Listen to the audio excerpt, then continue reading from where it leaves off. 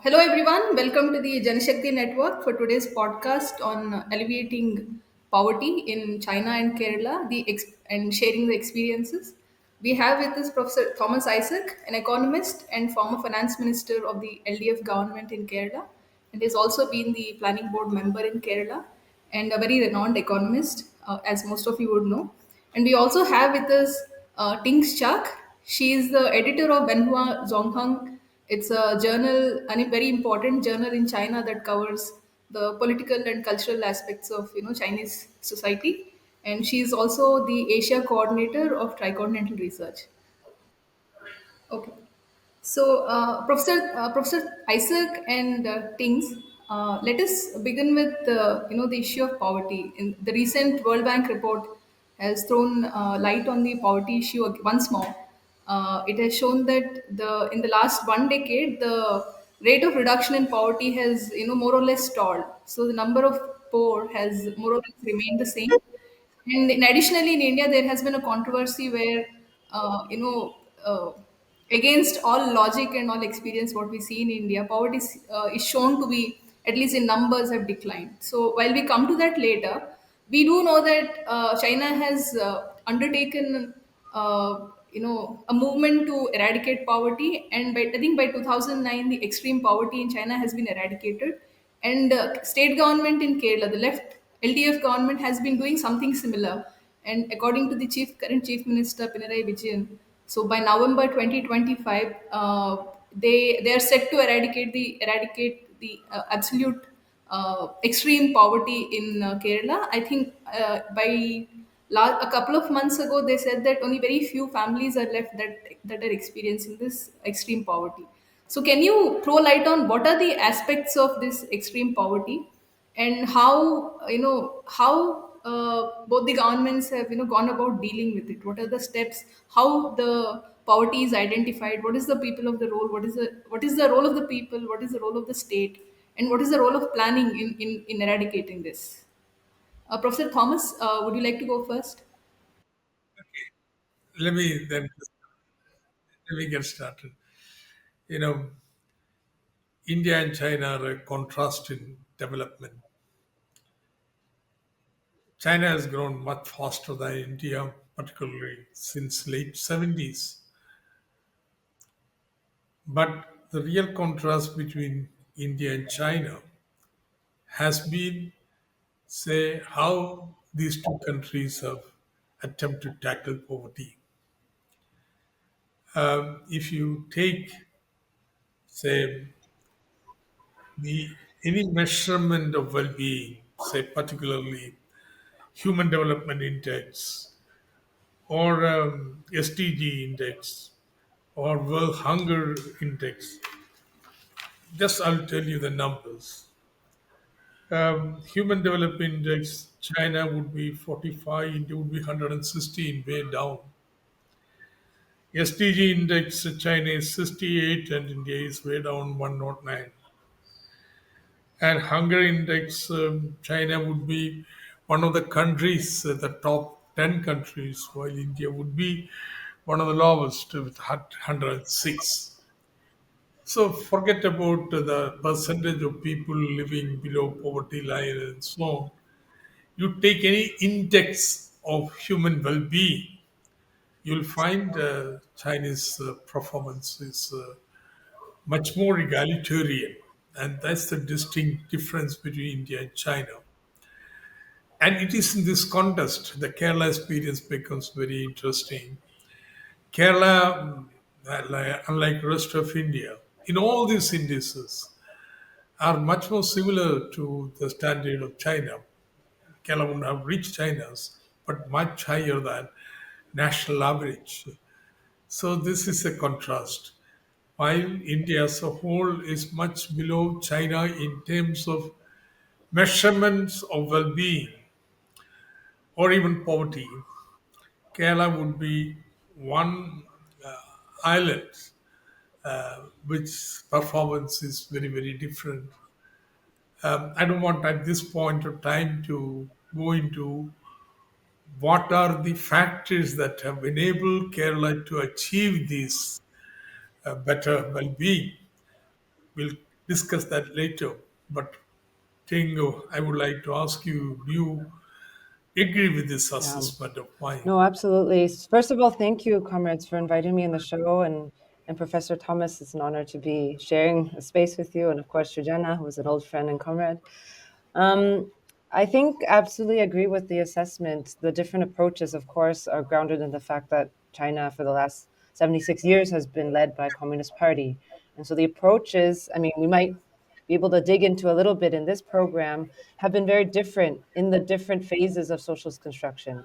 I think for many leftists around the world, they're more familiar with the period of Mao Zedong and all the social advances of that period. I think where there's a confusion often is where Deng Xiaoping's period. How do we understand the so-called economic miracle, which I don't think is any kind of miracle. It's a way to sort of mystify the Chinese experience and try to, I think, equate China's success as it's due to its restoration of capitalism. But of course, we've never seen any capitalist society be able to eradicate extreme poverty. So there's something, missing there to be able to understand the Chinese experience. And I think we've done a lot of studying about the Chinese process through the Tricontinental Institute that both Srujana and I have been affiliated with. And one of the things is that understanding Deng Xiaoping period is, of course, there was everyone knows the GDP growth. The historic 9% economic growth per year. Hundreds of millions of people were lifted out of extreme poverty, but it doesn't actually address the many pockets of Chinese society that still hadn't been touched by this economic reform period. So I think it's really important to study this campaign against extreme poverty of the last few years, which is really to reach the hardest pockets of Chinese society that those economic reforms didn't reach. And so under Xi Jinping in 2013, he helped initiate a program that was called the Targeted Poverty Alleviation. And that was a very innovative, I'd say, process and highly sort of reliant on the Communist Party to be able to send millions of cadre to the countryside to assess the situations, to be able to develop its own metrics, not necessarily the metrics defined by the World Bank, but something that is much more multi-dimensional, that considers questions like healthcare, access to education, access to safe housing, with access to clean water and electricity, and et cetera. So it's through that kind of process, mass mobilization of the party, and through the party's leadership, mass mobilization of the entire society in terms of the private sector, the universities, the health professionals, et cetera, to be able to dispatch and basically redirect a lot of the human and economic resources from the more developed eastern sides of the country to the western and central regions.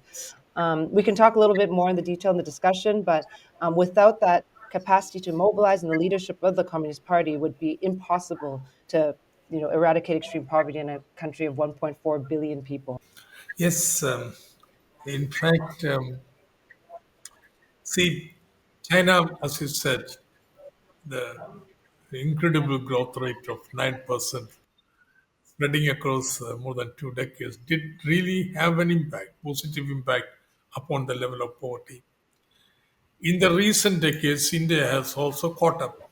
Its growth rate has accelerated, now slightly better than China by the statistics. But the sharp difference is that this growth is not accompanied by a strategy for redistribution. Take one simple instance. What is the percentage of allocation the budget for healthcare and education. India historically has neglected these two sectors. India's expenditure on education and healthcare is much below international standards. But China, in terms of its human development growth, has been supported by heavy government expenditure by on education and healthcare. In this instance, Kerala's strategy has been would be very similar to China's. We also focused upon the social sector development. So we have focused upon adopted a redistributive strategy of development so that the educational achievements, the health achievements are far better than rest of India, which in turn through um, the but a cycle of growth has supported say migration outside to Gulf and so on, and ultimately resulted in faster growth of our economy.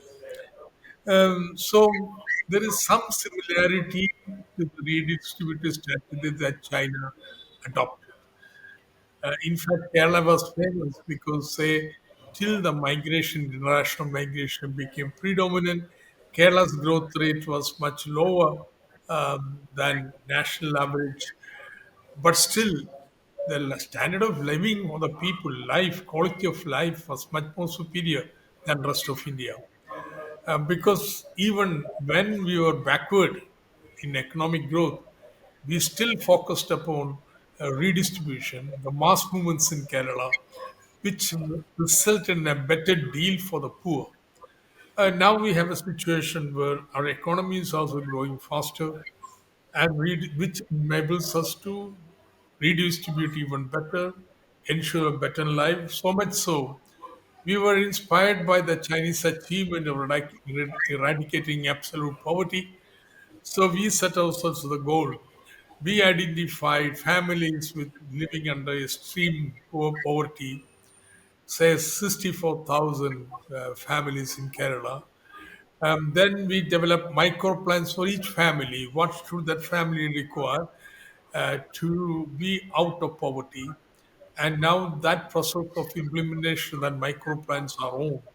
And hopefully by the end of the year, Kerala would be the first state in India which is um, uh, doesn't have absolute poverty.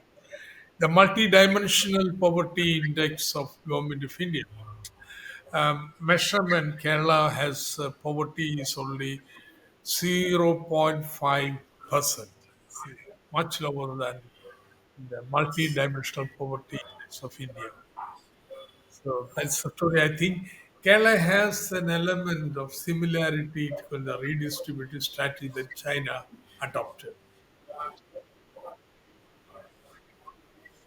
I just want to maybe add a point around the sort of micro plans. I think there's something that I learned a lot being able to go to the countryside and speak with party cadre to understand how that work happens at the grassroots level. And one of the kind of phrases that President Xi used was that you can't use a grenade to blast a flea. So that was the idea that you can't use sort of a generic overarching program to resolve the actual sort of micro issues of each family household's reality. So that's why it's called the targeted poverty alleviation plan. And so in the first moment, it was actually sending about 800,000 party members to over 126,000 villages across the country to just identify, to actually identify what is the reality of every household. It's knocking on the doors of people using the metrics that the Communist Party had defined that not only had income but had guarantees of housing and food, as well as a variety of metrics that I already mentioned before. And it's through that process of identification, also linked to a very wide nationwide system of big data, to be able to track more or less 99 million households that were still living under extreme poverty when they did this massive survey in 2014. And through that, then the second phase is when they actually dispatched 3 million party cadre to go live in the countryside for anywhere between 2, 3, 4 years. And how it worked was that they would work with the local party officials and local organizations to form support teams. And each party cadre would be matched with 5 families. And then this is where you get into the minute details of every kind of situation. You know that, oh, this person's son is not going to school. How do you go there and encourage them to go to school to ensure that they are, fulfilling the requirement of basic education? Or someone's auntie has lost a job. How do you kind of resolve those situations? At the same time, working to create these plans for the community, whether it's around developing a particular cooperative or training local peasants how to use, their cell phones in order to connect to, whether it's the online platforms or the, TikTok, to be able to sell their goods. So it's a variety of plans that have to be made at the detail of every household within the village communities. So I just wanted to add to that as a concrete example of how I saw it was very much this targeted method that was being used, even though it was a national level plan. That's very interesting. So, in Kerala, as late as 1973-74, 60% of the population was below poverty. 60%. While at national level, it was 55%. So Kerala had much higher proportion of poor people in 1973-74. But then Kerala's poverty ratio has very sharply come down.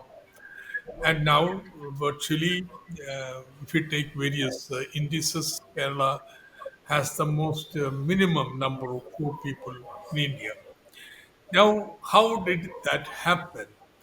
One most important incident was in 1970 when land reforms were implemented in Kerala, which resulted in huge transfer of wealth from rich people, a small percentage of rich people, to the majority of the people. Secondly, the trade union mobilization increased during this period, so much so with rapid increase in the wage rates. Thirdly, the government increased its expenditure on health and education. And most importantly, and this has something to do with what you were saying about the planning, in 1996, we introduced very dramatic, very radical decentralization program. So much focusing upon local level planning. About 40% of the development fund of the state was transferred as untied without any conditions to local governments, and they could make plans of their own. So it was a multi-level planning system. The state level plan, there was a district level plan, then there was local level plan. They were to be integrated. Now, this played a very, very important role in the rapid reduction in poverty because when you give money down, their priorities reflect what people really want at the local level. At the national level, the visions are very different. But this is the positive outcome of decentralization. So, this decentralization also brought about a very fantastic, wonderful network of women. Um, about 60, more than 60% of the families in Kerala are members of that. Microfinance and micro enterprises. And these women groups also present a platform for convergence of all the poverty alleviation programs of government of Kerala. So this decentralized planning played a very important role. And I think the highest achievement was this micro plans for each family. You see. In fact, I had this experience when I was a member of the legislature and a minister. I realized my constituency was very advanced, but there were a section of marginalized tribal population whom we had lost sight of. Nobody thought about them. They were such a small minority. So we went, asked them, what do they want? So taking into consideration their family's priorities and requirements, micro plans were prepared for each family. And then we went for looking for the resources to meet these needs from the local plans, government of India schemes, Kerala government programs. Resources were mobilized so that this micro plan was implemented. So this program now has been scaled up to the state level. We have identified 64,000 families which are very poor, extremely poor. So plans have been prepared for each of these families separately, and now local governments are implementing those plans. So hopefully by the end of the year, Kerala would be poverty free. Yes, there will be no extreme poverty, absolute poverty.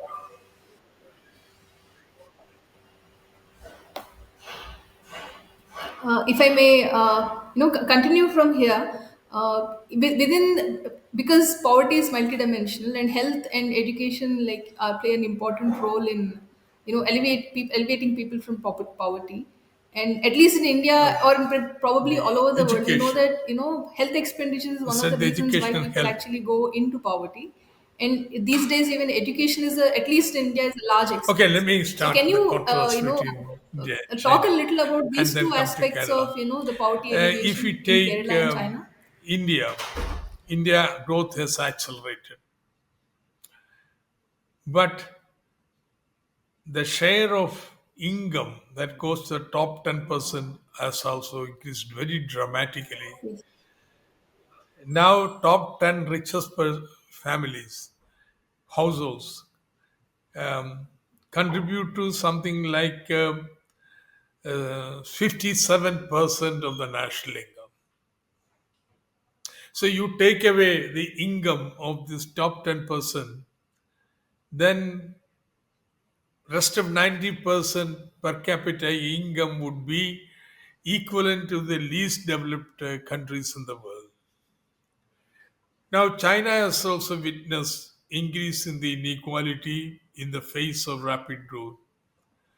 But the share of top 10% in the national income would be half of that of India. See, inequality is increasing, but the level of inequality is much lower than that of India. That is one very important finding of the Chinese development experience. So it's very important how the income is distributed, how the consumption is distributed.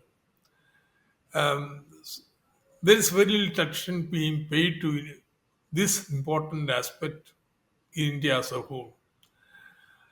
But Kerala, through various ways, like land reform, relatively higher wages, or public expenditure on government on social security, the share of the poor in the national income has tended to be much better than rest of India. So Kerala's characteristic is better redistribution, which has affected positively the lives of the people. Now, in this particular sense, it has been remarkable. Something like in China, after the revolution, primary education was given the focus, illiteracy was eradicated, something like that. The mass movements in Kerala, social movements in Kerala, demanded education even from the colonial time because these social movements came up from lower castes, people who belong to the lower strata of society. And these people saw, these movements saw education as a ladder which would enable them to go up in society. Therefore, there was pressure from below. is not how did this policies for redistribution emerge in Kerala? Policies favoring social sector expenditure. It is because of measure the pressure from below. You see, that the mass movements in Kerala struggled and demanded better education. In fact, the first recorded mass strike of agriculture workers, which was spread over nearly 1 month, was not for higher wages, but for right to enter the schools. And that was in the beginning of 20th century. So these mass struggles resulted in the fashioning of social policies by the successive governments, which favored investment in, say, education and healthcare, which enabled Kerala standards of education and healthcare to go up. And these proved to be the prime movers which pushed the poor people ahead. That I think is in a nutshell kind of Kerala story what happened.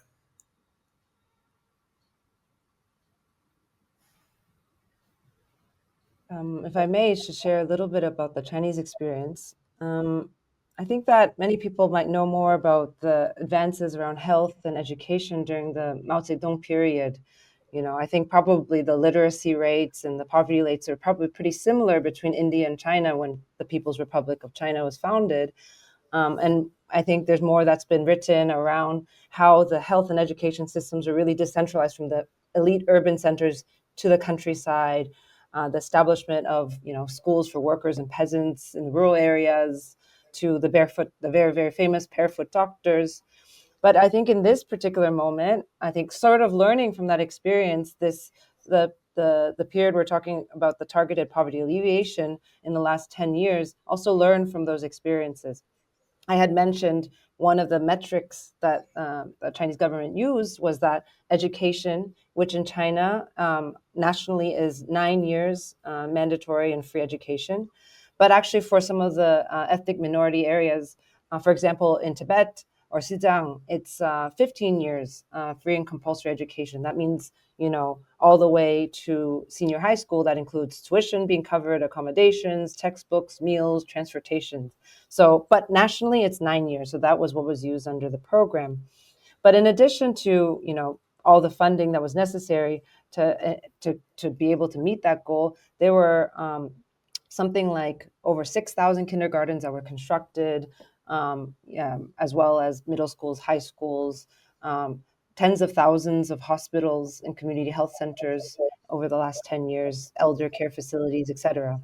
What I found really interesting is that they also created these programs of training and dispatching a lot of medical and students. For example, 60,000 medical students received training and got their training for free. And in return, they would work for 2 years in the countryside in the rural areas as part of the program.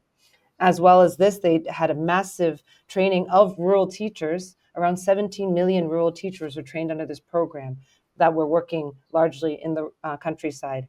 So there were lessons actually learned from that period. It might not be called the same names, but very much that campaign style of the Mao era was kind of learned and adapted to this period.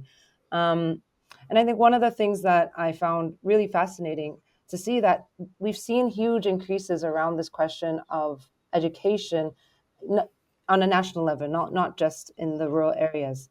Um, for example, we've seen over the last 10 years the access to tertiary education in terms of number of people have actually doubled over the last 10 years. And when you look at the first year students at Chinese university, 70% of them are first years to enter university in their whole family.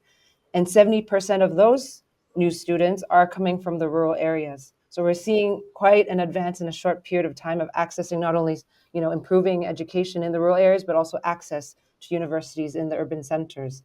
And perhaps just ending on one note is that in terms of kind of global gender gap report on university education or education access, China actually ranks at the top. The last I saw was a report from 2020 in terms of women being able to access tertiary education. So we're pretty much at parity. Women might be a little bit higher now than men in access to tertiary education. Yeah, Kerala having succeeded in having universal school education is now focused on two things. One is how to improve the quality of school education.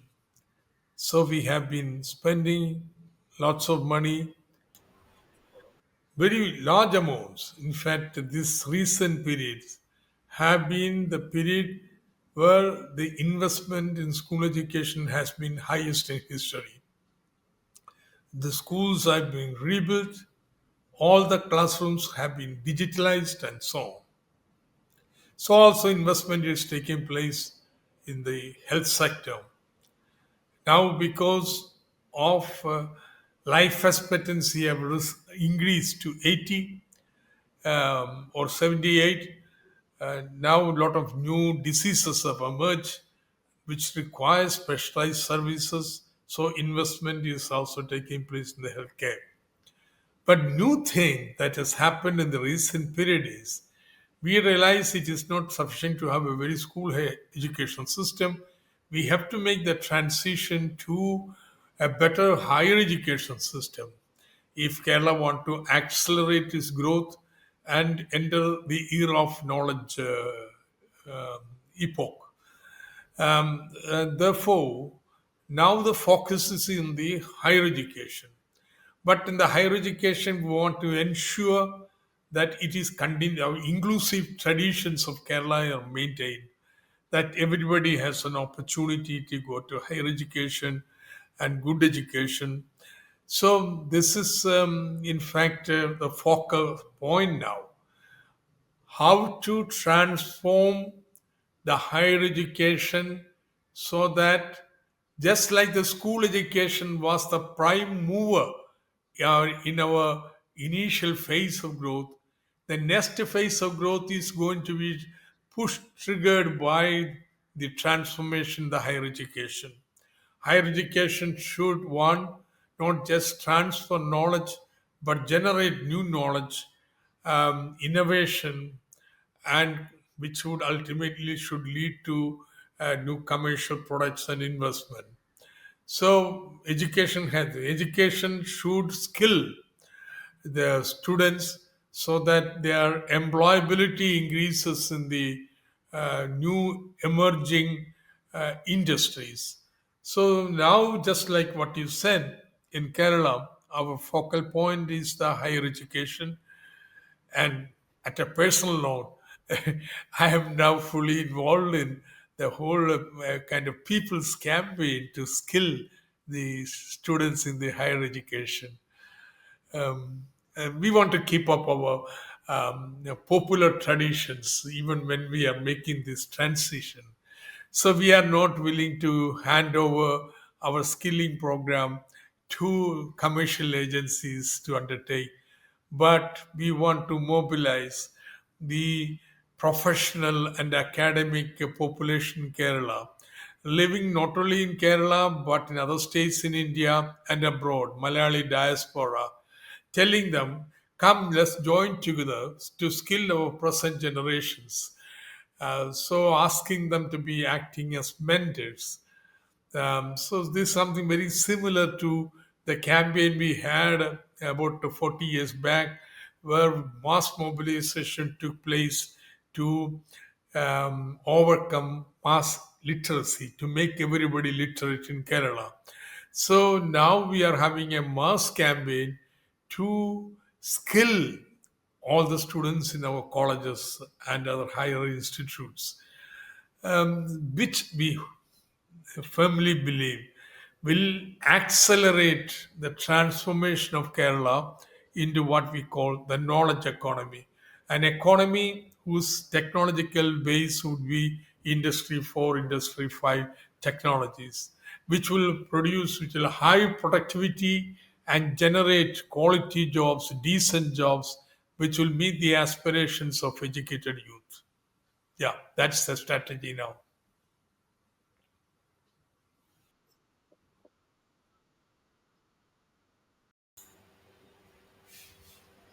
Uh, Going back to the poverty debate again, the during the COVID the crisis, COVID-19 crisis, I think world over the eradication of poverty has received a very big setback, and the way Kerala and China have dealt with COVID-19 has COVID did not received have, appreciation all over the world. But yeah, nonetheless, COVID did in not terms of result state in incomes or in terms of escalation of people's poverty in incomes, Kerala. probably COVID, that 1 year The of impact COVID-19 on has the been poor a has big blow. minimal So how because have both these government governments had a dealt with the massive aftermath, intervention program to protect the of poor. this crisis Well, I was the finance minister of Kerala during this in terrible terms of period. poverty? One, we ensured free kit, food kit, to every family in Kerala for the whole year. Okay, so that nobody starves. We started community kitchens where at a moderate rate food will be available to everyone so that they don't go hungry.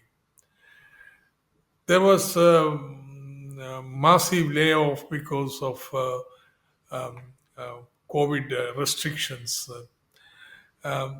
But by increasing the old age pensions, social security pensions, from 600 rupees to 1600 rupees, um, and increasing the number of beneficiaries from 3 million to 6 million, we ensured a kind of support system for the elderly and poor. And we converted the all the um, apart from the hospitals, um,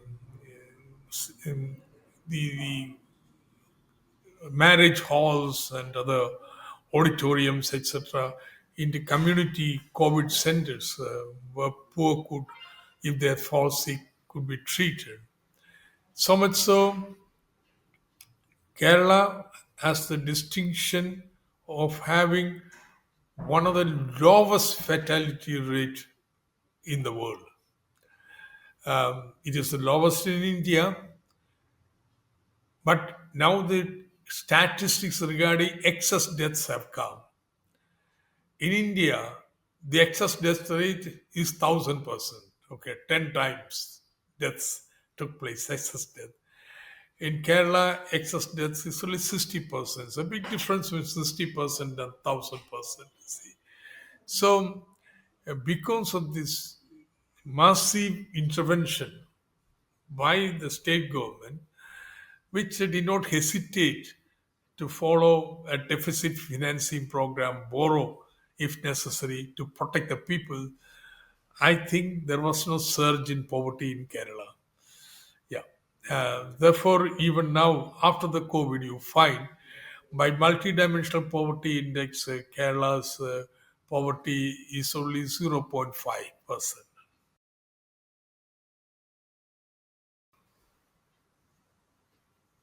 I mean, I think in the Chinese experience, the official eradication of extreme poverty was actually during COVID. It was in the end of 2020 where this was announced. And 2020 was also the year that China more or less kind of successfully contained at least the worst outbreak of COVID, remembering when when it broke out in Wuhan in 2019. But by the end of 2020, yes, there was the kind of COVID zero policy that had restrictions on international travel and a variety of things. On the whole, by the end of the year, when the announcement was made for eradication of poverty, was also the time that COVID was relatively managed and controlled. Of course, there's always the questions of how to prevent families who have exited extreme poverty from falling back into extreme poverty. I think the eradication itself is not an end goal.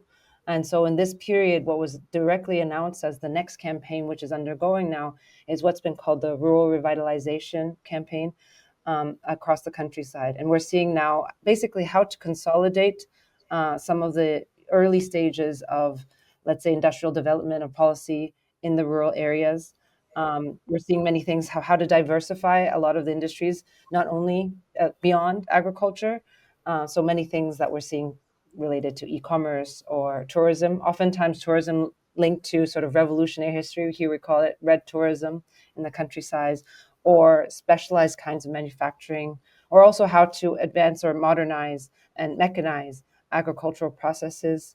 What we're seeing in that, this is also linked to that former question about education, is that we're actually seeing in these efforts more young people who have had access to educations in the city beginning to actually go back to the countryside in these kinds of initiatives, whether it's around the kinds of e-commerce or different kinds of rural entrepreneurship projects that have been made possible because of the massive nationwide infrastructure building projects connecting the countryside and really remote areas, whether it's through the high-speed railway, through roads, through 5G technology that now has reached 99.9% of the rural communities. This has made possible a whole series of kind of modernization initiatives in the countryside. So in that way, that might be a kind of response as the next stage to address questions like um, relative poverty, the gaps between the rural and urban, and what is actually defined under the principal contradiction, because in different phases of Chinese development, the party has defined a principal contradiction, and today it's the principal contradiction of um, resolving the question of unbalanced and inadequate development, and then also the people's growing needs, material needs for a better life. So this period is now after eradication of extreme poverty is looking at those imbalanced, inadequate factors, and that's I think the only kind of longer term solution to eradicating poverty as a whole in the Chinese society. Yeah, thing in the COVID time, there were a number of students studying in Wuhan from Kerala.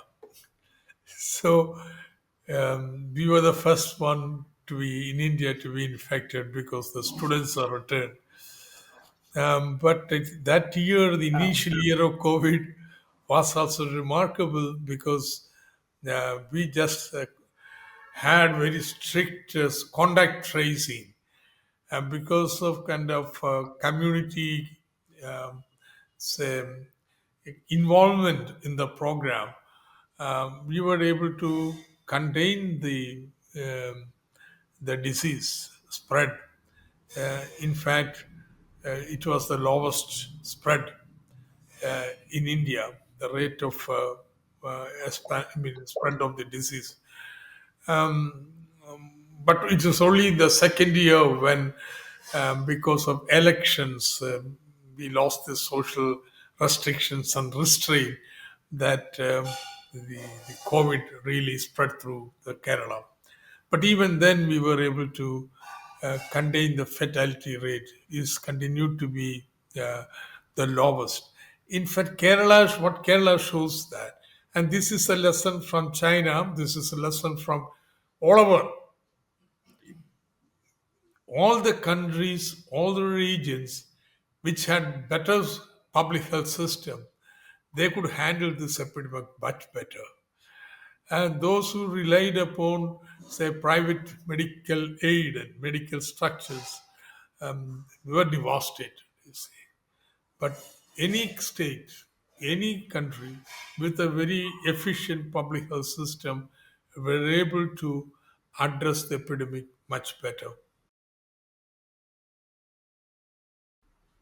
I would just add one point to that. I think it's a very good one, Professor, is that we also did a study at the time of COVID to compare many of the socialist led governments. We talked about the Kerala experience, we looked at China, we looked at Cuba, and also in Venezuela, and clearly compared the more effective responses. So I would add the socialist run governments because, for example, in Brazil, which has the largest public health system in the world, it's an extremely excellent and really a victory of the working class to be able to create the system SUS.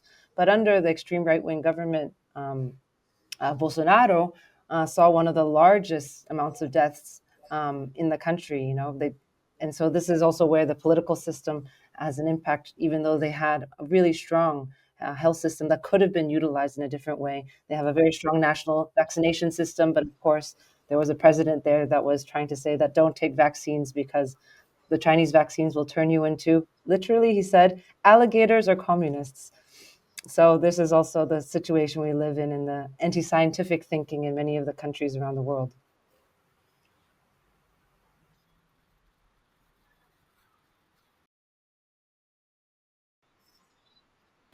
Uh, so these days, at least in India, we hear this a lot of cash transfer schemes. I think world over, I think cash transfers have been pushed for past a decade, probably by World Bank. So I mean, it people seems to have recognized that the rising tide raises all ships does not really work in terms of poverty. Then how to deal with poverty? I think the solution that is seem to being given to us is of just do cash transfers. If, for example, in some of the states in India, I think cash is being transferred to private colleges for education for the students. Cash is being transferred to private schools for education of children, and Modi government has been doing various kinds of cash transfers while removing any underlying systems that were meant for meant to provide health, education, those kind of things. And also in terms of health, I think in India, I don't know how it's in China, but we do see in a lot of states a very insurance based health system that government is tying up with private hospitals, whereas people go avail their health services from these private hospitals, and government pays the insurance. So in a way, a lot of cash, this kind of cash transfers have been increasing in India. On one side, there is a right wing argument that this is putting a lot of burden on the government, which is perhaps very ridiculous considering the amount of pilfering of government resources that is being done by Indian billionaires.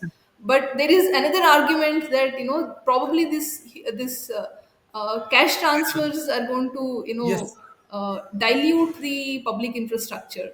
And so what are the limitations, for cash example, transfers in Kerala, how much what are the needn't limitations in necessarily terms of result in this? Because at the end of the day, reaching Kerala the is part of Indian objectives. state. It has financial crunches Suppose you and other give things. a So lump sum amount of money how do we view to this a cash person. transfers? To what extent can they The be adapted assumption is that he will and behave not? rationally, weigh the pros and cons, then choose, make the right choice where to spend the money. But health, education, and so on are public goods which have so many externalities. So very important, not just for individual upliftment, but social development. That these objectives cannot be met through mere transfer of money. So Kerala, that's what Kerala's experience is about. The state government, the government played a very important role in developing a string of primary schools and primary hospitals, which became the basis of healthcare and education. It is on the strength of this that we developed. But now government of India is increasingly resorting to cash transfer. So instead of setting up primary health centers in India, promoting them, they are saying we will give insurance money. So insurance money, why should you be bothered if it is public health system or private health system? You go there, the insurance would pay for the cost, and therefore that is a more cheaper way of reaching the poor. So they are promoting insurance system, which mechanically implemented would have destroyed the public health system, public education system, which we have built over such a long historical time. Therefore, we had to be very ingenious in our method by devising schemes so that insurance money reaches the public health system. Okay, we cannot say no more insurance in Kerala because government of India was giving money on that count. So what we did was, okay, um, we purposefully kept the health charges at a pretty low level so that the specialized private hospitals, etc., found it unattractive to enter the insurance market. Therefore, insurance is being provided by the public health system, and the insurance money payment goes to the public health system. Uh, this was something we didn't know how to handle this because federal government is federal government, the returns. So finally, we devised something like this, so that the kind of cash transfer system does not destroy our public health system. But I wouldn't say that all cash transfers are wrong. Say social security pensions. I would stand for a universal social security pension to all aged in India. You see, that is something a must in India. It was our ambition to develop such a system. In fact, now I would say everyone, almost everyone, except maybe from 5% to 10% above the age of 60, gets a social security pension either from the government or their institutions where they have been working and so on. So I'm not opposed to cash transfer as such, but for the public health system and education, cash transfer is not the response, but building up a public education, public health system. And that's the lesson of Kerala. I think in the Chinese experience, there's, especially in the last 10 years, is something quite similar. I mean, there has been obviously reliance on cash transfer as one component. When we look at, for example, China's social safety net, let's call it, traces back to probably around the early 1930s, but it's called Dibao, and it really was only extended to the rural areas in a comprehensive way in 2007, so relatively recently. And under that program, it's been called the largest cash transfer, cash social assistance program in the world just by its size. But that's always been complemented with questions around education, healthcare, housing, and how to strengthen those aspects. Um, we could say that um, the kind of most recent kind of big injection, not only of course, huge amounts of financial resources from the central government and other levels of government to the rural areas and the east, especially the eastern, more developed regions, to the western, underdeveloped regions. But there was an understanding that that in itself would not, you know, abolish extreme poverty. So that's where, under the targeted poverty alleviation, which I had already mentioned, the idea was and Chinese policy is always in slogans for mass education. So it's one income, two no worries, and three guarantees. And what does that mean? So, in addition to the minimum income that was set within China, there was the two assurances of, or two no worries of food and clothing, I already mentioned, and those three guarantees, which is what also the professor Thomas you mentioned, ensuring and expanding and strengthening the basic medical services, ensuring that the rural free education system was improved, and this was made even more urgent during the COVID period, as well as the education system, and then the housing situation that was, ensuring that you have electricity, running water, safe running water as well. So in that sense, there was an understanding that cash transfer is a component part, but is definitely not the kind of decisive part of eradicating extreme poverty in a kind of long-term, multi-generational way.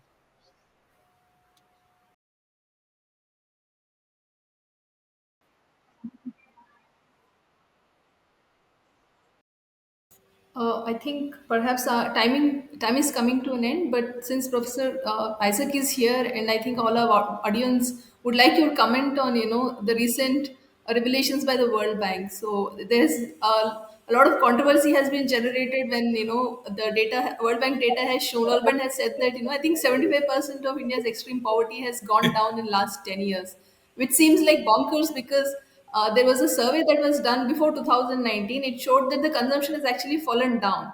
And after the COVID and the kind of distress we have seen during the COVID, and to say that poverty has fallen so drastically, it seems unbelievable.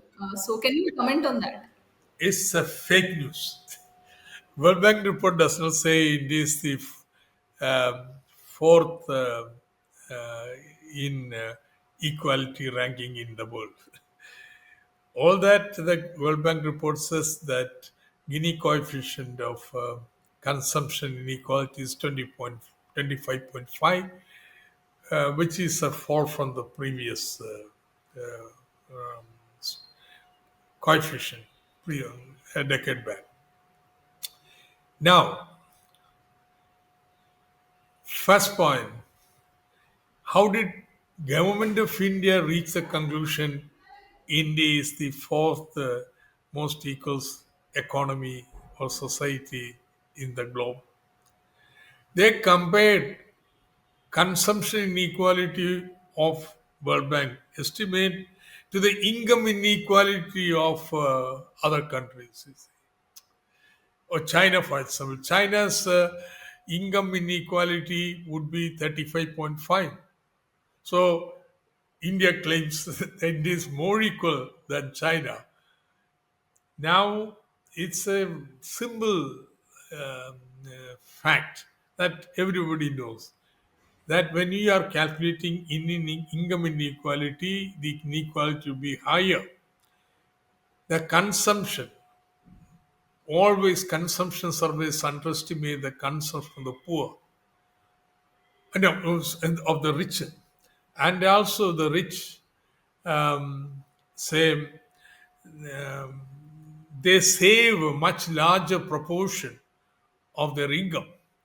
Therefore, consumption Gini coefficient would always be lower than the income Gini coefficient. You see. Therefore, it's silly to compare uh, consumption Gini coefficient of India with the income Gini coefficient of other countries and say India is more equal. I don't know how this silly error could have been given out as a government of India conclusion and so on. Second,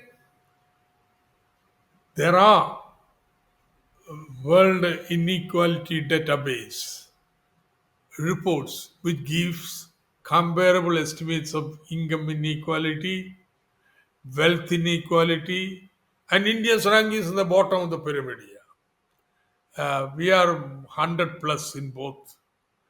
Then there are so many global indices of human well-being, human development, sustainable development index, poverty index. I mean, and also hunger index and so on. In all cases, India is at the bottom of the uh, list. So suddenly you come out with this number based upon what? 22-23 consumption expenditure survey. How was this survey done? There was a 2019, 18-19 survey which shows a terrible increase in the inequality of consumption. The absolute consumption in India had declined.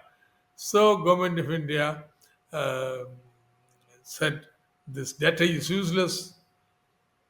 This is a reason for this decline, the demonetization in India, which resulted in a disastrous drop in the income and consumption of the people.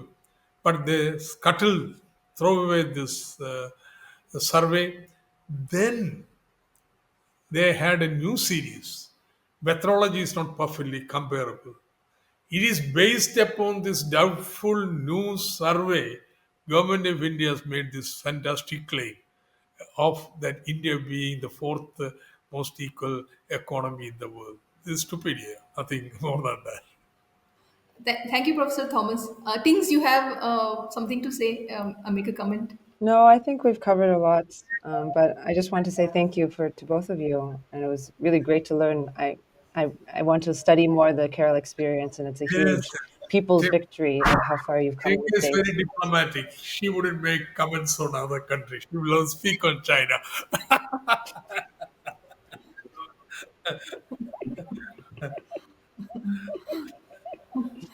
Thank you so much, Professor Thomas and Tings, and we hope that we can take this discussion forward in future podcasts. And I hope you'll have the time to make it for this podcast. Thank you so much. Absolutely. Thank you. Thank you. Thank you. Don't forget to like, share, and subscribe to stay updated with the latest incidents. Hit the bell icon to never miss an update. We will see you next time with more news that matters. Stay informed, stay safe.